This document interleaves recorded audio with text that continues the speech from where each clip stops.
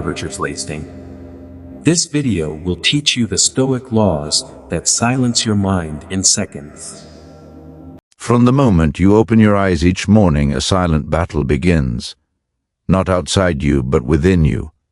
Before the world speaks, before people demand, before fear whispers its first lie, your mind has already started forming habits. Most people wake up already defeated, dragged by yesterday's worries, tomorrow's fears, and emotions they never chose.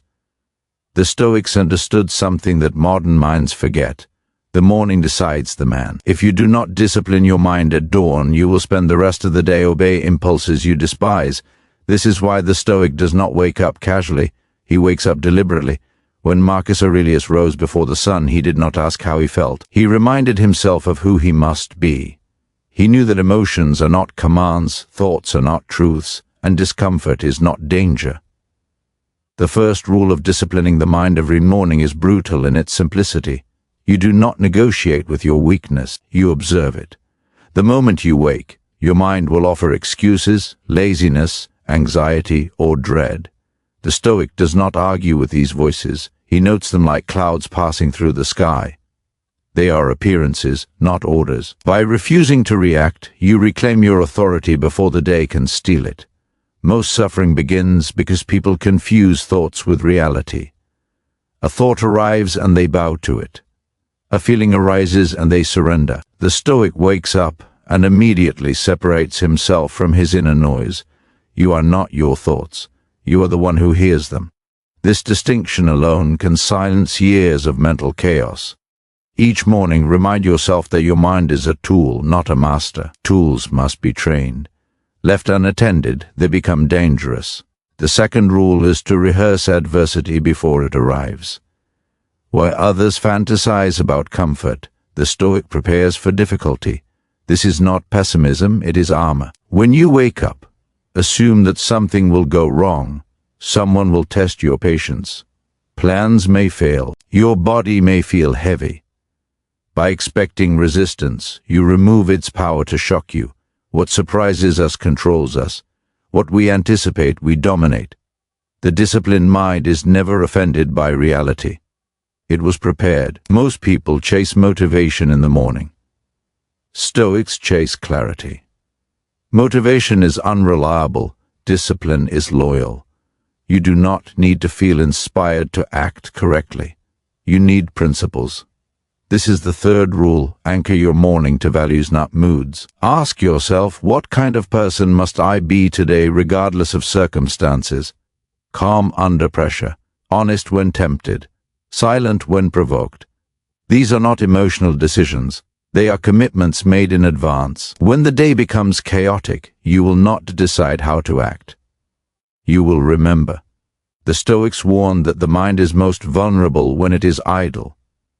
Modern mornings are filled with poison, phones, noise, comparison, outrage. The fourth rule is ruthless. Protect the first hour of your mind.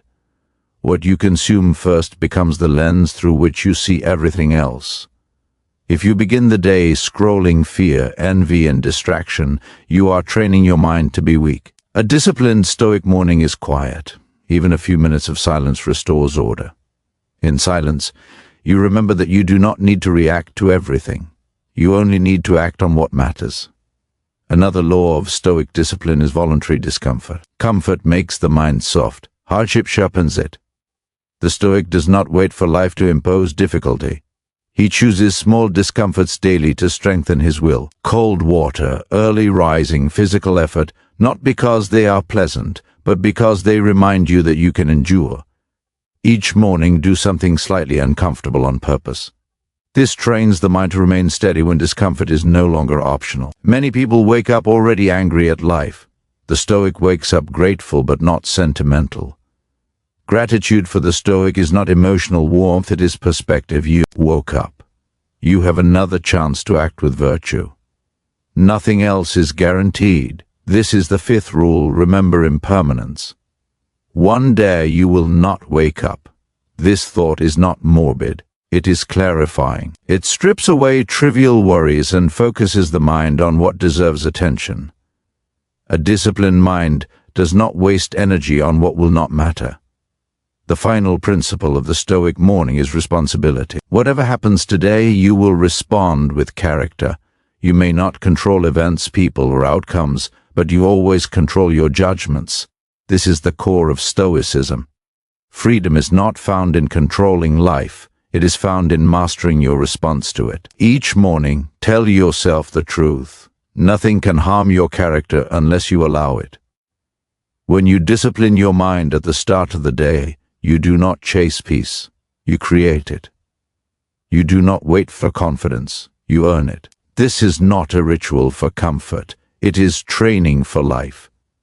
And life will test you relentlessly. But the Stoic who trains his mind every morning walks into chaos already prepared, already grounded, already free. After the morning discipline is established, the next struggle begins when the world starts speaking back to you. Messages arrive, faces appear, demands stack up. This is where most people lose control, because they prepared their body but not their judgment. The Stoics were clear, events themselves are neutral. It is the meaning you assign to them that creates peace or chaos. The disciplined mind, trained each morning, does not rush to interpret, it pauses.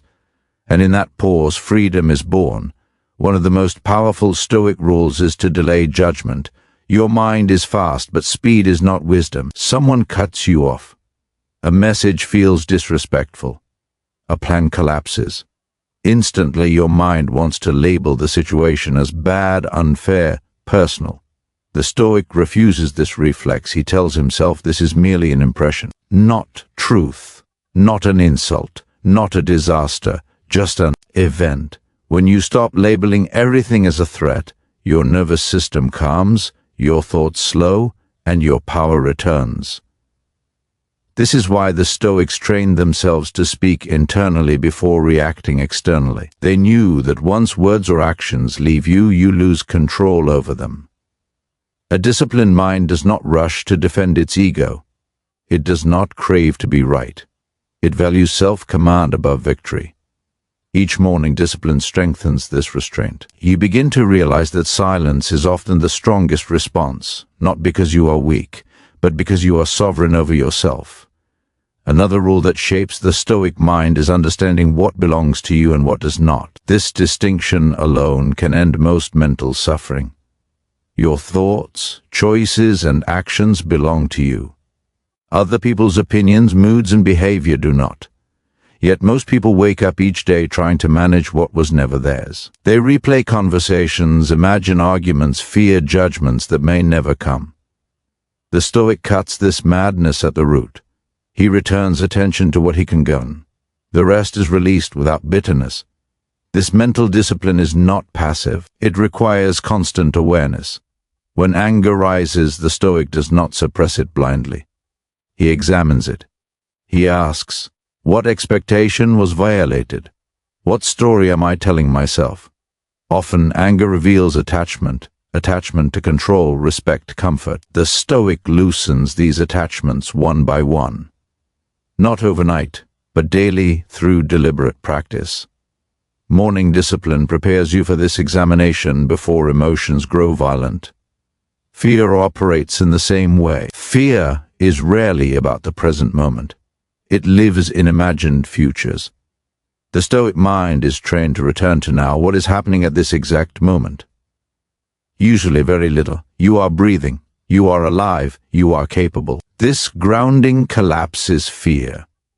The disciplined mind does not deny danger, but it refuses to suffer twice, once in imagination, once in reality. The Stoics believed that character is revealed under pressure. Anyone can be calm when life is easy. Discipline exists for moments when it is not. Each morning practice is a deposit into your character. When stress arrives, you withdraw from that account. If you did not train, there is nothing to draw from. This is why discipline must be daily. Infrequent effort produces fragile minds.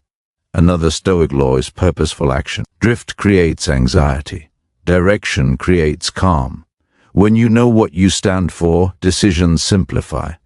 Each morning the Stoic aligns his actions with virtue. Not productivity for ego, not busyness for distraction, but meaningful effort. Even small tasks, when done with intention, stabilize the mind. Chaos shrinks when purpose expands. Modern minds are overstimulated and under-directed. Stoicism offers the opposite: fewer inputs, stronger principles. The disciplined mind learns to ignore noise. Not everything deserves your attention. Attention is life's most valuable currency. Spend it poorly, and your mind becomes scattered. Guard it, and your thoughts become sharp. Morning discipline teaches you to choose where your attention goes before others choose for you. There is also humility in Stoic discipline. You will fail, you will react poorly. You will lose control sometimes. The Stoic does not collapse into shame. He corrects. He reviews his day, learns, and prepares again the next morning. Self-hatred weakens discipline. Honest self-awareness strengthens it. Improvement is built on truth, not punishment. As you continue practicing these rules daily, something subtle changes. You become harder to provoke, quieter inside, less desperate for approval. This is not emotional numbness. It is emotional maturity. You still feel, but you are no longer owned by what you feel. The mind becomes a calm command center rather than a battlefield. This is the reward of Stoic discipline: inner order. And inner order produces outer strength. When your mind is disciplined, decisions are cleaner, reactions are slower, and confidence is rooted, not loud. You no longer need to prove yourself. You simply act. The Stoics did not promise happiness, they promised freedom from inner slavery. And that freedom begins every morning with the choice to train your mind instead of indulging it. As discipline strengthens, the next enemy reveals itself more clearly: impulse. Impulse is the desire to act without reflection, to speak without restraint, to seek relief instead of meaning. The Stoics understood that a man ruled by impulse is never free, no matter how comfortable his life appears. Freedom, to them, was the ability to pause between stimulus and response. That pause is not natural. It is trained. And it is trained every morning. Each day, impulses arrive disguised as needs: the need to check your phone, the need to respond immediately, the need to defend yourself, the need to escape discomfort. The Stoic questions these urges instead of obeying them. He asks, is this necessary? Is this within my control?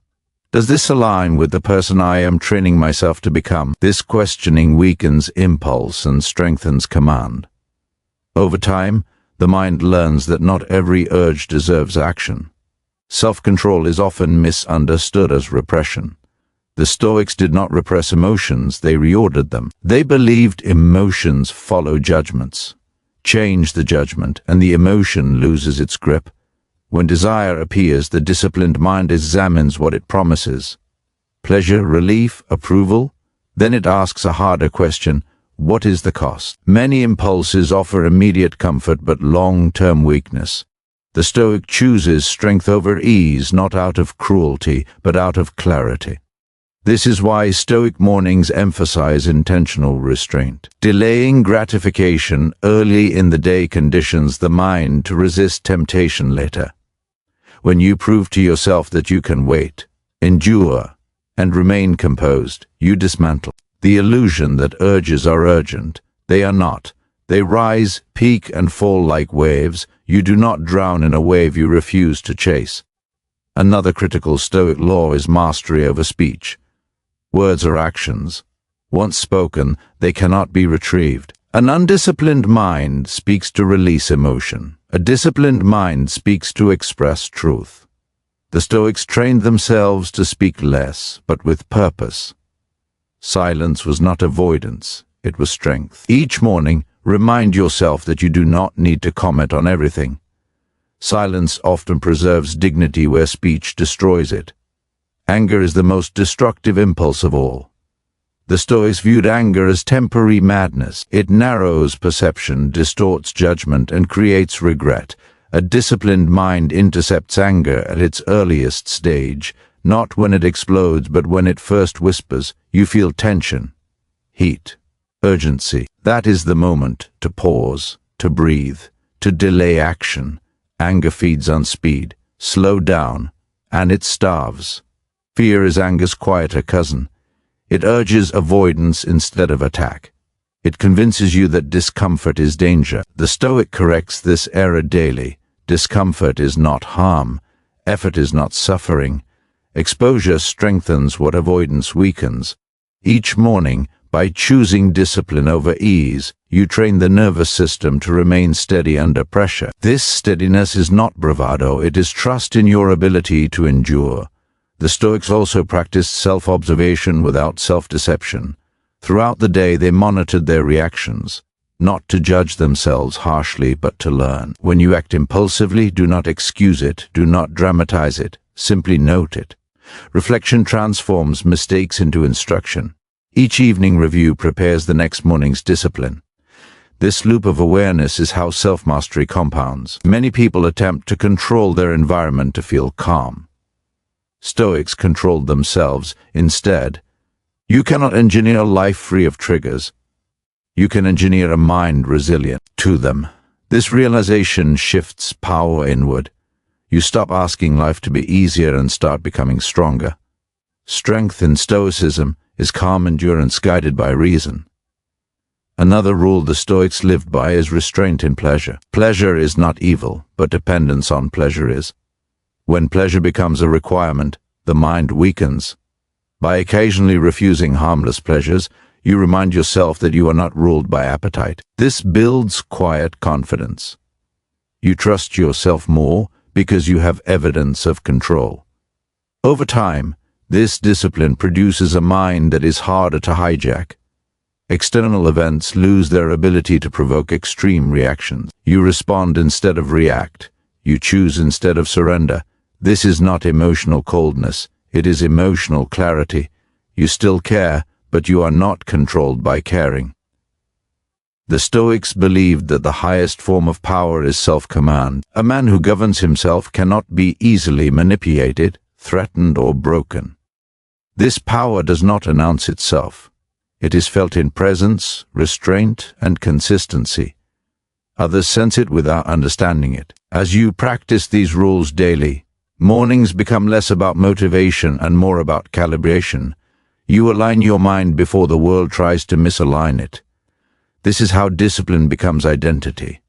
Not something you do, but something you are. And once self-control is established, the mind is ready for something greater than restraint. It is ready for growth. With self-control established, the Stoic turns his focus inward to something more demanding than restraint, transformation. Discipline clears the ground, but growth builds the structure. Most people never change because they mistake comfort for stability. The Stoics knew better. Comfort dulls the edge of the mind. Growth requires friction, and friction must be chosen deliberately. Every morning, the disciplined Stoic asks a quiet but brutal question: who am I becoming through my habits? Not who do I want to be, but who am I training myself to become today? Identity is not declared. It is practiced. Repeated actions shape character more reliably than intention ever could.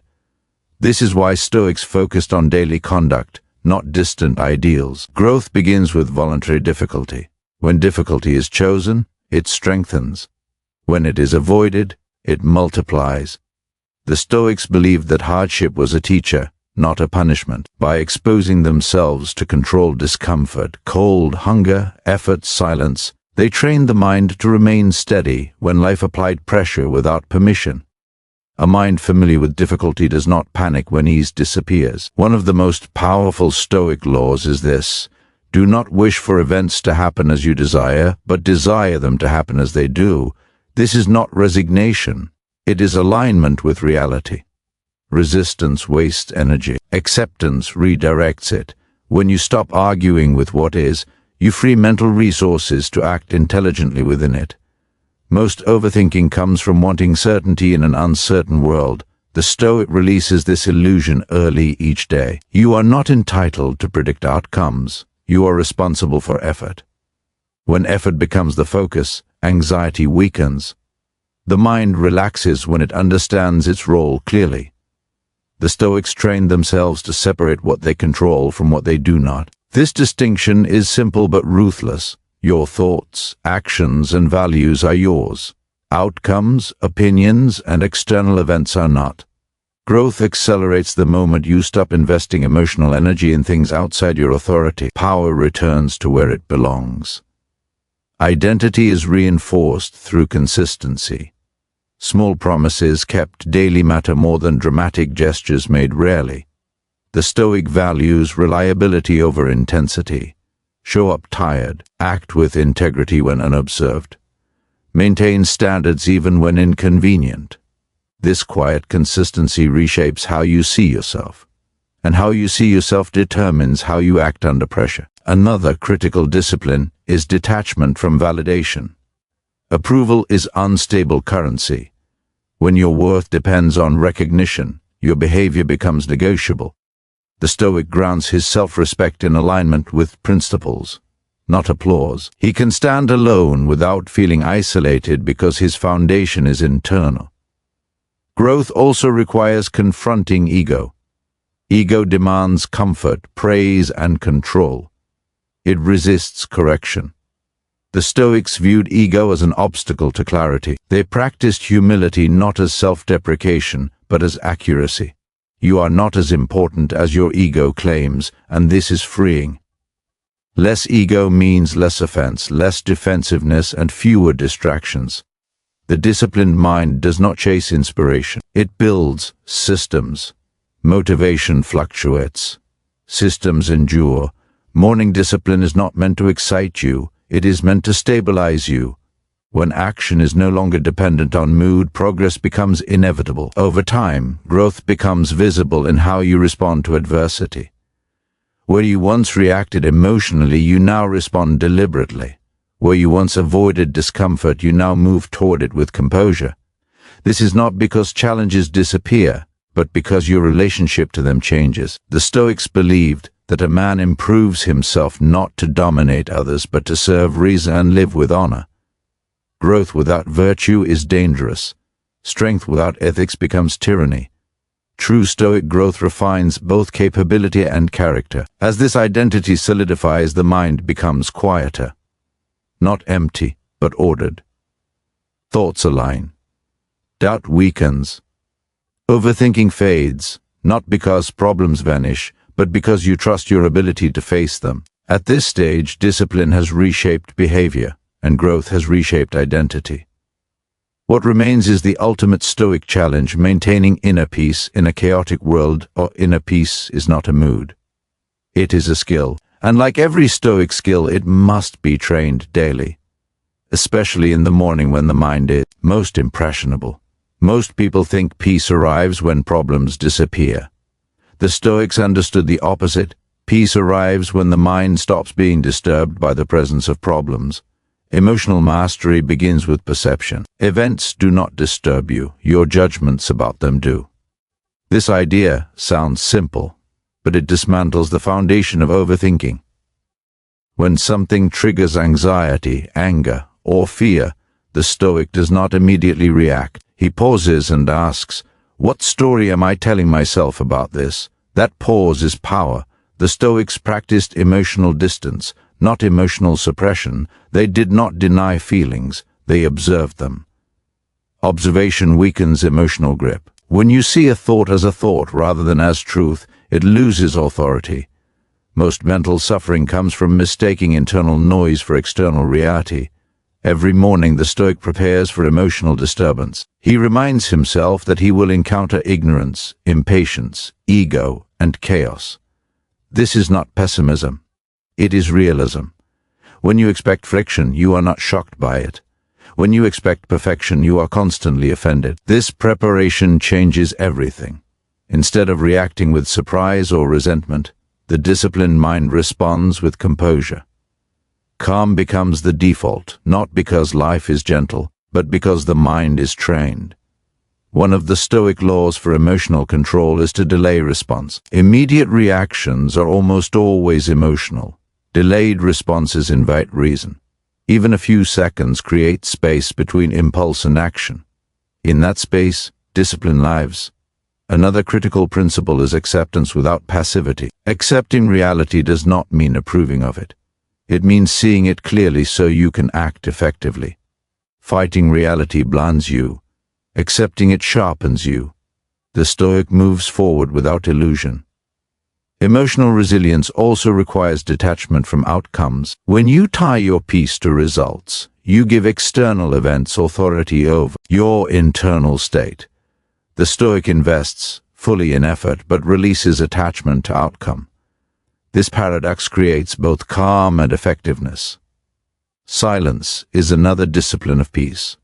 Not every thought deserves expression. Not every emotion deserves action. The Stoic values restraint over release. Words spoken in emotion cannot be recalled. Silence preserves dignity. The mind becomes noisy when it lacks purpose.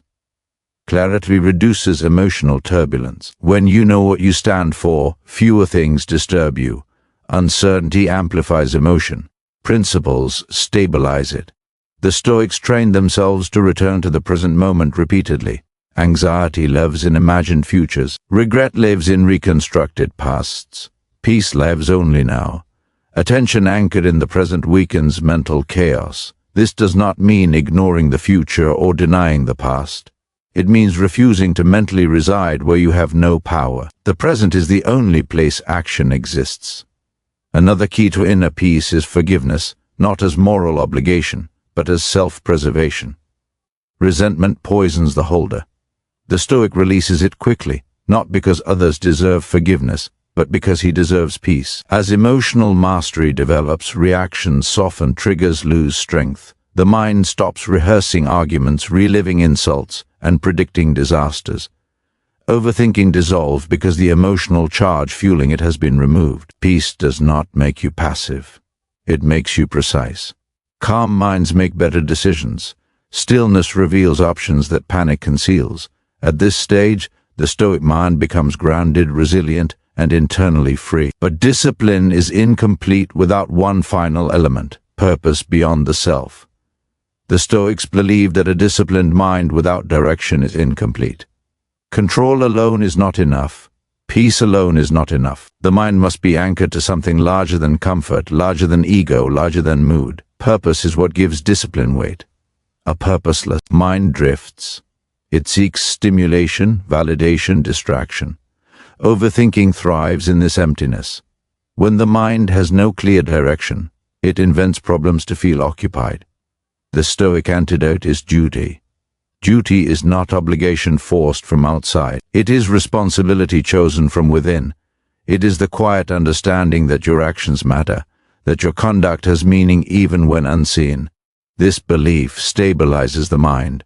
Every morning the Stoic asks a simple but profound question: what is required of me today? Not what do I want, not what feels good, not what brings pleasure. What is required? This shifts the focus from emotion to function. Purpose simplifies decisions. When you know your role, you are less tempted by noise. Distractions lose appeal. Temptations lose leverage. You stop negotiating with weakness because your direction is clear. The Stoics believed humans are meant to contribute. Isolation breeds self-absorption. Contribution dissolves it. When your energy is directed outward towards service, excellence, and integrity, overthinking fades. The mind becomes useful instead of anxious. Meaning is not found in comfort. It is found effort aligned with values. This is why Stoics embraced hardship. Difficulty reveals character. Resistance strengthens discipline. Ease weakens it. Another law of Stoic purpose is to act regardless of mood. Motivation is unreliable. Discipline obeys reason, not feeling. Waiting to feel ready is a trap. Action creates clarity. Movement dissolves doubt. Purpose also reframes suffering. Pain becomes instruction. Failure becomes feedback. Setbacks become training. When events are interpreted through purpose, they lose their power to demoralize. The Stoic does not ask, why is this happening to me? He asks, what is this teaching me?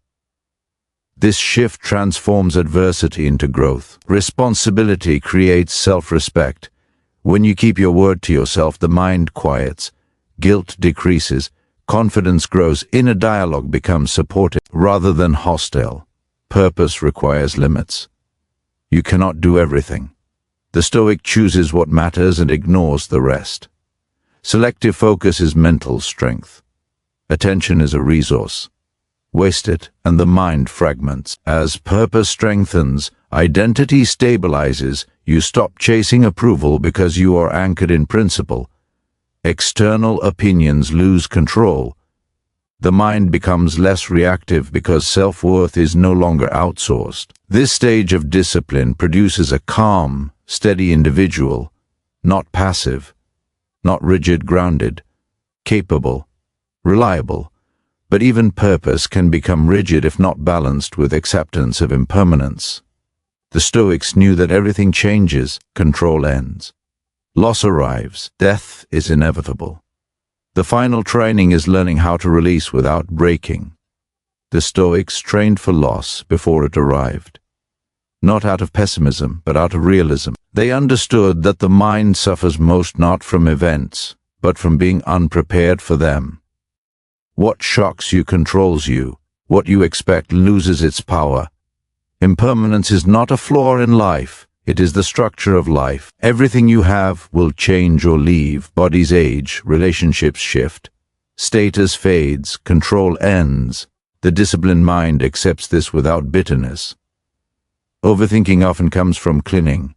The desire to freeze moments, outcomes, identities. The Stoic releases attachment to results and commits only to effort.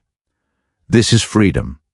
Every morning the Stoic reminds himself, today I may face delay, insult, loss, discomfort, or failure. None of these can harm my character unless I allow them to. This single reflection hardens the mind against surprise. When loss arrives, the undisciplined mind collapses. It asks, why me? What if only? The Stoic mind stays grounded. It says this was always possible. I trained for this. I remain intact.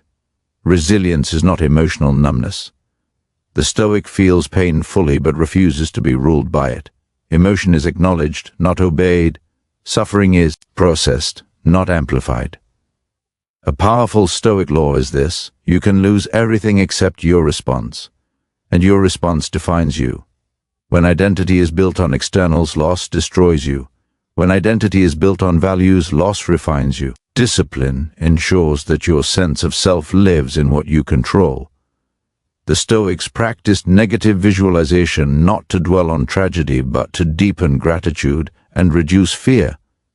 When you accept that things can end, you appreciate them without dependency. This mindset silences overthinking because fear of the future loses grip. You stop rehearsing worst-case scenarios because you have already accepted them mentally. Another principle is voluntary discomfort. Cold, hunger, silence, solitude. These are not punishments but training. When you can endure discomfort by choice, involuntary hardship loses its terror. The disciplined mind does not panic under pressure. It responds slowly, deliberately. Calm becomes its default state. Resilience also requires humility. You are not special enough to be exempt from suffering. Accepting this removes self-pity. You stop personalizing hardship and start enduring it. The Stoic learns to let go without resentment. People leave. Opportunities close. Chapters end. Resistance creates suffering. Acceptance creates strength. This stage produces emotional independence. You no longer need life to go your way to remain steady. Peace becomes internal, not conditional. But resilience alone is not the final mastery. A strong mind must also face its final reality, the certainty that time is limited. The Stoics believed that remembering death clarifies life. Every morning the Stoic remembers one truth that most people avoid until it is too late: you will die. Not someday in theory, but certainly in reality. This is not meant to darken life, it is meant to sharpen it. Memento mori is not fear, it is focus. When you remember that time is limited, trivial thoughts lose power. Overthinking fades because urgency replaces hesitation. You stop wasting mental energy on imaginary futures and meaningless regrets. You act. The disciplined mind does not rush, but it does not delay. It understands that procrastination is a form of self-betrayal. Each morning becomes a decision point. Will I live deliberately today, or drift again? The Stoics measured life not by years but by attention. If your mind is scattered, you are not alive. If your mind is present, even a short life is complete. Death awareness destroys ego. You realize how small reputation is, how temporary approval is, how foolish comparison is. The noise of the world quiets when you remember that none of it follows you. This is how overthinking truly dies, when you stop treating every moment as if it will repeat forever. When you know the clock is ticking, you choose simplicity. The Stoic does not ask, "What will people think?" He asks, "Is this worthy of the limited time I have?" Morning discipline reaches its highest form here. You wake up not asking what you want, but what must be done. You align your actions with values that would still matter if today were your last. Courage replaces anxiety. Integrity replaces doubt. Action replaces rumination. The mind becomes clear because priorities become clear. The Stoic legacy is not loud. It is not dramatic. It is quiet consistency. A life lived in accordance with reason, restraint, and responsibility. You stop needing motivation. You rely on principle. You stop chasing confidence. You build character. You stop fighting reality. You cooperate with it. This is the final Stoic law. Live as if you are already dead, and therefore free. Free from fear. Free for overthinking. Free from the opinions of others. Free to act with clarity. Each morning you begin again, not as the anxious mind you once were, but as the disciplined mind you are becoming. You do not control the length of your life. You control the depth of it. And that is enough.